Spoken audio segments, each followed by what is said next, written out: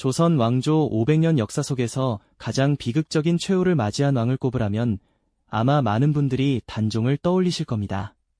그는 과연 병약한 몸으로 세상을 떠난 것일까요? 아니면 권력의 잔혹한 칼날 아래 희생된 것일까요?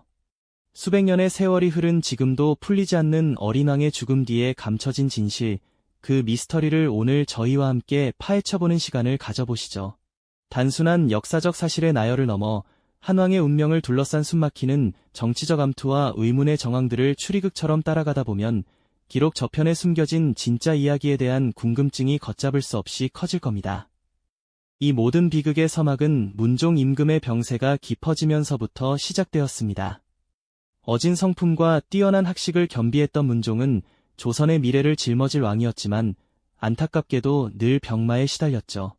자신의 시간이 얼마 남지 않았음을 직감한 문종은 어린 세자, 즉 훗날의 단종을 걱정하며 신하들에게 간곡히 당부합니다.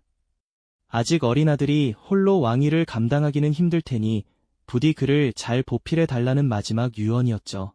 병약한 아버지의 어깨에 드리워졌던 무거운 그림자는 이제 겨우 12살 된 어린 세자의 어깨 위로 고스란히 옮겨지는 듯했습니다. 문종이 승하하고 어린 단종은 마침내 왕위에 오르게 됩니다.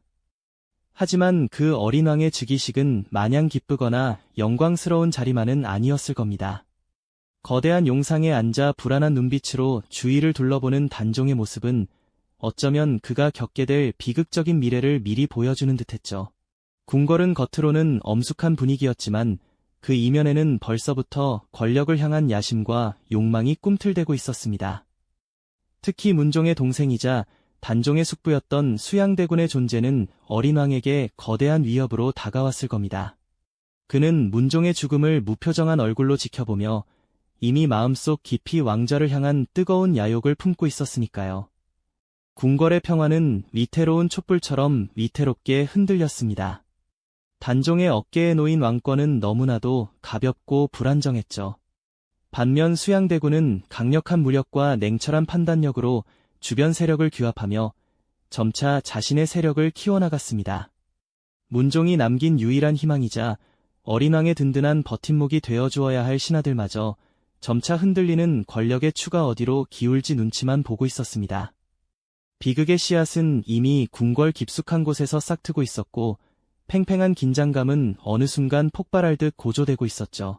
그리고 마침내 그 긴장감은 피의 칼날이 되어 궁궐을 뒤덮었습니다. 때는 단종 즉위 3년, 1453년 음력 10월이었습니다. 수양대군은 자신의 야망을 가로막는 세력들을 제거하기 위해 무자비한 쿠데타를 일으키는데 이것이 바로 계유정난입니다. 한밤중 고요하던 궁궐에는 칼 부딪히는 소리와 함께 비명소리가 울려 퍼졌습니다. 단종의 외로운 왕권을 지키려 했던 김종서, 황보인 등 충직한 대신들은 수양대군이 이끄는 무장 세력에 의해 참혹하게 제거되었죠. 피 묻은 칼을 든 수양대군과 그의 병사들은 궁궐을 피바람으로 물들였습니다. 정변은 너무나도 빠르고 잔혹하게 진행되었습니다. 단종은 어린 나이에 이 모든 참극을 눈앞에서 지켜봐야 했을 겁니다. 자신의 숙부가 자신을 지켜주던 충신들을 무참히 살해하고 권력을 장악하는 모습을 말이죠. 결국 단종은 모든 권력을 잃고 왕위에서 물러나 상황으로 전락하고 맙니다. 쓸쓸하게 궁을 떠나는 단종의 초라한 행렬은 한때 위엄을 떨치던 왕의 모습과는 너무나도 달랐습니다. 그 모든 혼돈과 비극의 중심에는 차가운 눈빛으로 왕좌를 응시하며 마침내 권력을 손에 넣은 수양대군이 서 있었죠. 어린 왕의 어깨에서 왕관이 벗겨지는 순간 그의 비극적인 운명은 돌이킬 수 없는 방향으로 치닫기 시작했습니다. 권력을 잃고 상황으로 전락한 단종의 비극은 그것으로 끝이 아니었습니다. 수양대군, 이제는 세조라 불리는 그의 야심찬 눈빛은 어린 단종을 궁궐 안에 두는 것조차 용납하지 않았죠. 결국 단종은 노산군으로 강등되어 멀고 먼 영월 청령포로 유배되는 운명을 맞이하게 됩니다. 험준한 산길을 따라 이어지는 초라한 행렬은 한때 왕이었던 이의 쓸쓸한 그림자를 더욱 길게 드리웠습니다. 과연 어린 왕은 무슨 생각을 하며 그 길을 걸었을까요? 청령포는 삼면이 강물로 둘러싸여 외부와 단절된 그야말로 고립된 땅이었습니다. 마치 거대한 감옥처럼 그곳에서 단종은 홀로 고독한 시간을 보내야 했죠. 강 건너편으로는 육지가 보였지만 거친 물살 때문에 쉽게 건널 수 없었으니 그 막막함은 이루 말할 수 없었을 겁니다. 유배지에서 홀로 앉아 강물을 응시하는 단종의 뒷모습은 그 자체로 절망과 체념을 담고 있었을 테죠. 그의 유일한 벗은 흐르는 강물과 스쳐 지나가는 바람뿐이었을까요? 하지만 단종의 비극은 여기서 끝나지 않았습니다. 비록 왕위를 잃고 유배 생활을 하고 있었지만 여전히 그를 따르려는 움직임이 있었으니 바로 금성대군을 비롯한 충신들의 복위 시도였습니다. 이들은 몰래 밀서를 주고받으며 단종을 다시 왕좌에 앉히려는 계획을 꾸몄지만 안타깝게도 이 계획은 발각되고 말았습니다. 밀서가 세조의 손에 들어가던 그 긴박한 순간 단종에게 드리워진 죽음의 그림자는 더욱 짙어졌을 겁니다. 이제 그의 목숨은 한 줄기 바람 앞에 촛불처럼 위태로워졌습니다. 그리고 마침내 역사는 단종의 죽음을 기록합니다. 공식적인 기록은 그가 병으로 세상을 떠났다고 전하고 있죠. 하지만 과연 그럴까요? 당시의 정황과 세조의 입장, 그리고 후대에 전해지는 수많은 이야기들은 단종의 죽음 뒤에 숨겨진 진실에 대한 의혹을 끊임없이 제기하고 있습니다. 정말 단종은 병으로 죽었을까요? 아니면 누군가에 의해 독살당한 것은 아닐까요? 혹은 스스로 목숨을 끊도록 압박받은 것은 아닐까요? 단종이 머물던 방 안의 정적, 의문의 약재, 어둠 속에서 기록을 읽는 후대 학자들의 모습은 우리에게 꼬리에 꼬리를 무는 질문을 던집니다. 세조가 단종의 죽음을 보고받던 그 순간 그의 표정은 어떠했을까요? 역사가들은 각자의 사료와 해석을 바탕으로 격렬한 논쟁을 벌여왔습니다.